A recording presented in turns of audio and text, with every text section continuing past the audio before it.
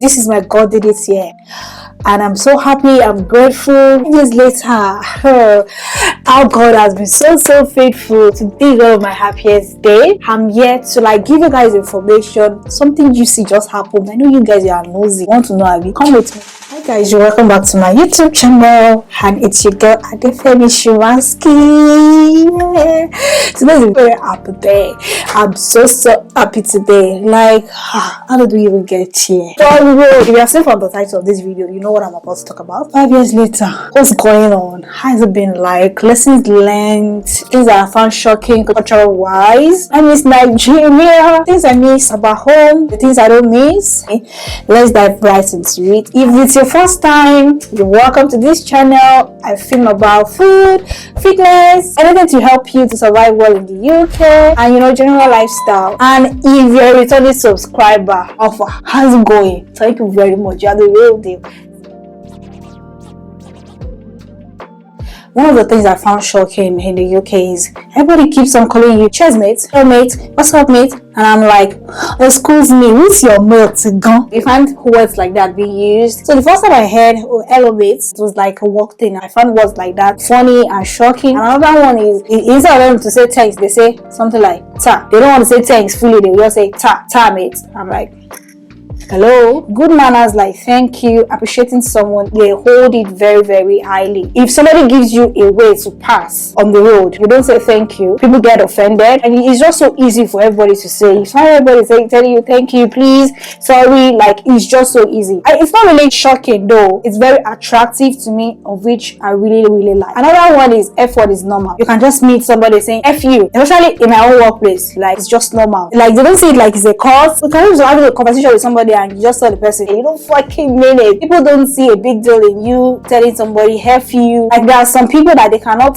go through one sentence without using the F word. So compared to where we're coming from, we're very polite. You hardly find somebody using the swear word, except they're really pissed. People hardly even use it. It's also effortless for somebody to just say F you, F that. It's something I found different and shocking. So another one is asking if somebody needs help, even though you can see clearly that they need help. You can see clearly that the person is holding 2 bags. All you could say is, can I help you with that? But this one they will ask you, do you need help? Of course I obviously need help. You should just help me. Don't come and be asking me, do I need help? And if you now tell them that it's alright, I'm fine, they will walk past you. They asked you, you say you don't need help, they will walk past you. But in Africa, you see somebody carrying 2 things, you just try to grab it from them, just oh, let me help you with that. Another case in hand is when someone wants you to do something, instead of them to say, Adefemi, is it possible to put the water on the stove? You don't have to do it, I'm like, just ask me. If I said no, you would not be happy with it. So why don't you just tell me, please put the water on fire? Don't ask me whether I can put the water on fire or if it's convenient for me to put the water on fire. Just say, can you please do this thing for me, and we move on from it. So that's what I found culturally shocking and amazing. Buses and trains are quite affordable. I don't know right now, maybe the economy, maybe not.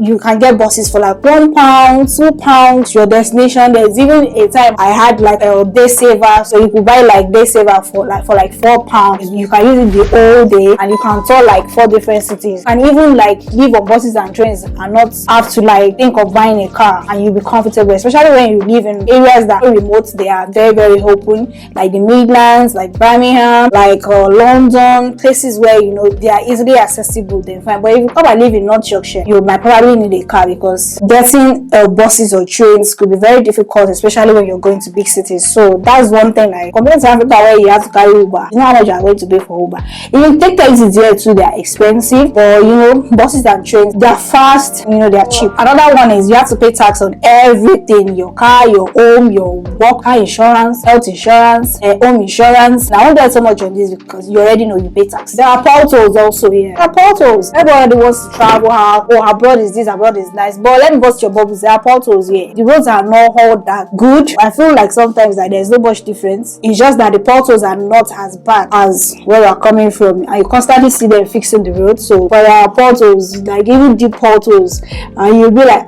isn't that abroad that we are? And there is erosion sometimes. There'll be so much water on the road, and you'll be like, so it's supposed to be abroad. Is there no drainage system? It's not working. So you're thinking that abroad is better than Nigeria. Not all that like that. It's just that there's a system that works, which is good. Espresso is very bitter. It's a very bitter coffee, so please avoid it. If you are coming to the UK for the first time, don't go and make the same mistake I made.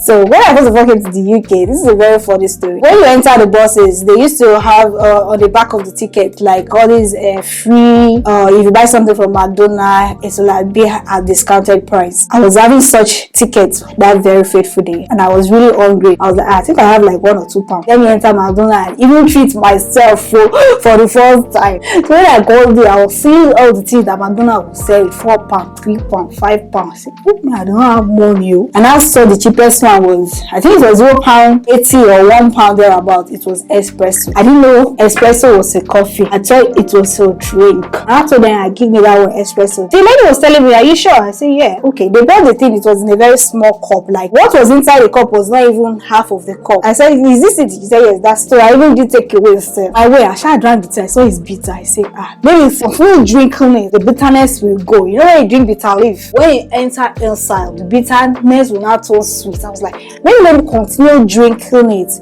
Maybe if I use sweet mouth to drink it, it will become sweet. Came down to my house. I could not drink it anymore, so I poured it away. It was later when I was telling my friends this gist about espresso.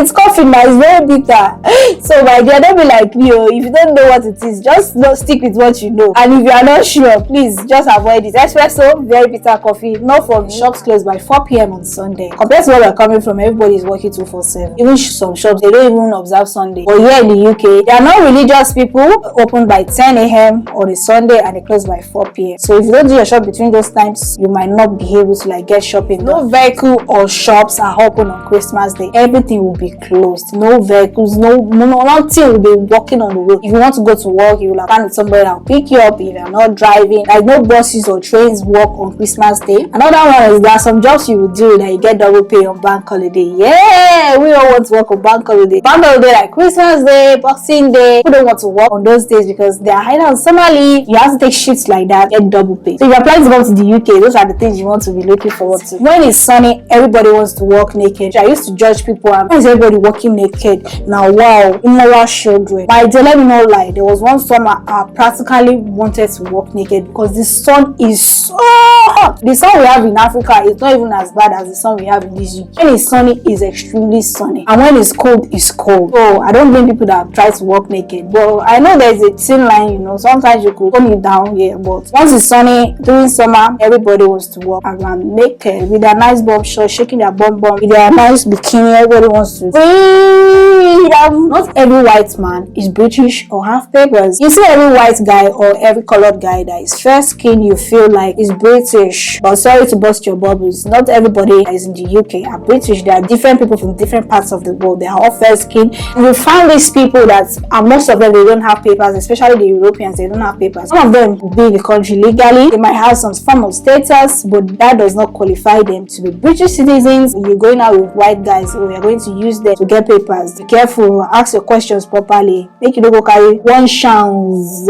Finding relationship is hard. That's one of the things I find shocking in the UK. Boredom will kill you. The friends you have, just hold on to them. And if you don't have friends, that's why you find many people saying, oh, they committed suicide or something, because the boredom in this country is so hard. It's not really lively. Everybody just going into their after work, they just go into their homes and they just want peace. You even find people playing loud music. They come and knock on your door and say, can you please turn it down? If you are complaining that you are in Nigeria or Africa, you are not finding love. If you travel abroad, there's no guarantee that you will find love. The people that find love in this country, they are always through dating websites. I have one brother in our church.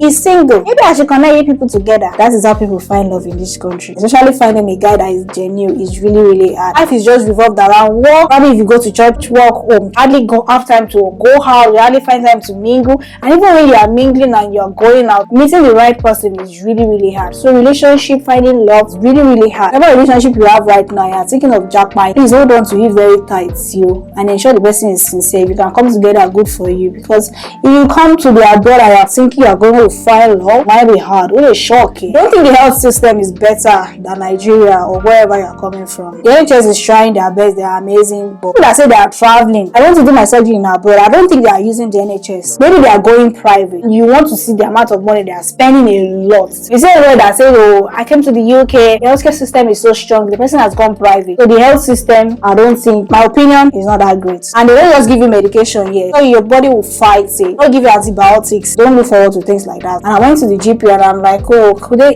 give me something for my surgery? It's been like few days now and I'm not seeing any improvement. And they told me, don't worry, it's the weather. Your body will fight it. Just be drinking water. Like, it's okay. So that's one of the things I also find shocking. Of course, I do miss my country, Nigeria. I miss home. It's been 5 years and oh gosh, God has been so faithful. I miss the parties, having to wear whatever you like without restrictions. You know, sometimes the cold here go just tire you. Now I have to wear my jacket again and not open your toes because cold is going to finish you. Nigeria, you can wear whatever you like. The weather is friendly enough. And I miss that, you know, you want to party, you want to enjoy life. I don't even do a naming ceremony for my child because I was like, who am I going to invite? Except church people, and my church is like 1 hour away. Like, you can't throw parties like that. But in Nigeria, you can throw parties, you can attend parties, you can enjoy your life. That's one thing I miss about Nigeria. And I miss the food also. You know, this place, African shop is so expensive. I'm not really big on African foods, as eba, mala, and things like that. I'm not really big on it. I don't like swallow, even back in Nigeria. It's like beans, we love plantain. They're really expensive. So yeah, I think I miss food. Another reason why I would say I don't miss Nigeria is for two things: pressure and intimidation. That is one of the things that don't make me miss Nigeria. I was living in Nigeria, into depression. I just finished school. I came back from service. I didn't know what I was going to do with my life. I didn't have a job, no money, no husband, and I'm like, and everybody's trying to like intimidate you. They're trying to pressure you. You need to bring a man home. Everybody's trying to impress one another. You can see people with the good things of life and you cannot afford it. It was just too much. The UK, nobody cares about if you're wearing Gucci, you're wearing Ferragamo, you're wearing Versace. Nobody cares about your title. Everybody's just going about their business. Have you seen the shoes people wear in this country? Very dirty, and they don't care. Nobody cares about status or who you are or what you are wearing. You can be yourself without feeling intimidated or feeling pressure to be what you are not. And because of that, because I saw the kind of life, the kind of friends I had, I just felt like, nah, I was happy I left because I didn't have to impress anybody. I could wear my 5-pound jeans and still be a big girl. Nobody's trying to impress anybody with big cars or big life or big handbags or anything. You can be yourself. To that extent, I don't miss Nigeria. Africa is super expensive. When we were a family of two, the last time I went to Nigeria is 3 years now. Can you imagine? The cost of us going to Nigeria is about 2,000 plus, even you buying it on time. Every day you breathe in Nigeria, you spend money. I think the last time I went to Nigeria, I spent over 2 million naira. Imagine now when things have gone up. Like, Africa is just expensive. If I want to go to my husband's country, I just need about 200 pounds. Going and coming, even 50 pounds if you buy it on time. And food is cheap, it's easy. No place like home, no doubt. Love my country, Nigeria. But when I have enough money to travel, I'm gonna go to Nigeria. Right now, going home is very expensive. But aside that, home is home. In this country for over 5 years, and I can remember 2018 my younger sister just came and said, you like to travel out, you like to go for your masters. I said, yeah, I don't mind, I'll go anywhere, you know, because I was already at that point in my life where I didn't have a job, there was no money, didn't want a voluntary job like that, so depressed, frustrated, unhappy. And when she said, oh, will you like to travel out to do your masters, there's this guy in my area that does applications for people, he's an agent. I mean, I don't have money to pay agents, you don't have to pay, the school pays them. I'm like, I'll go. That was how I got admission to study in the UK. So one of the lessons I've learned is just take that bold step. And so I went to tell my parents, I've gotten admission to go study abroad. My parents were like, how are you going to foot the bill? I said, I don't need that money. They have told me that when I get abroad and work and I will pay my school fees, all I just need is for them to help me with money for ticket. Long story short, that was how I got to the UK. And I will tell you, since 2018, God has never failed. If you don't take anything out of this video, just remember that God never fails. If he says it's time for you to shine, you will definitely shine. Shout out to my younger sister for even bringing up the idea. Shout out to our friends that she connected me with, that even helped me to get my first job. That is the person I stayed with. This woman housed me, she fed me, she picked me up from the train station. Shout out to everybody that God has just put on my path. If God says it's your time, He will just order your stuff. He will just align everything. He will just work it out for you. You don't need to lift a finger. I came to this country without any plan. I just needed that change of environment, change of orientation. Maybe if I could go and come back, get a good job. Up to that point when I didn't have a plan, God made somebody to tell me, don't you want to apply for the army? That was how I applied. There was also like a study visa. Like God has just been arranging everything. From there, I met man. One thing that I just held on to, God says you will not need to leave the country. 1 month to when my visa will expire, that was where they called me. Any job you get over me, I will take it. And that was how I became military personnel. Never fails. Challenge yourself to new things. Probably when I was in Nigeria, I wouldn't have thought of joining the army. I'll be like, nah, I can't do it. I challenged my mindset. I saw a new opportunity and I was willing to take it without even thinking of whether it had benefits. It was when I entered, I just started seeing that I made a good decision. There are some people that they've already like moved down abroad right now, and what they're thinking of in their head is, I want to work in corporate, but you're not seeing new opportunities. Opportunity is looking at you like this, but you, because you already have a fixed mindset of what you want, where you want, and all that, you're not open to new things. Challenge yourself. Be willing to like remove yourself from that box you have placed yourself, and try new things, because you never know, maybe those new things can actually be the path to your success. Another one is bold faith is necessary sometimes. Trust me, it was that bold faith that made me want to tell my parents, I knew they don't have money. My mom put upon herself, ensure that my school fees was paid. And I got to the UK, God favored me. I was doing jama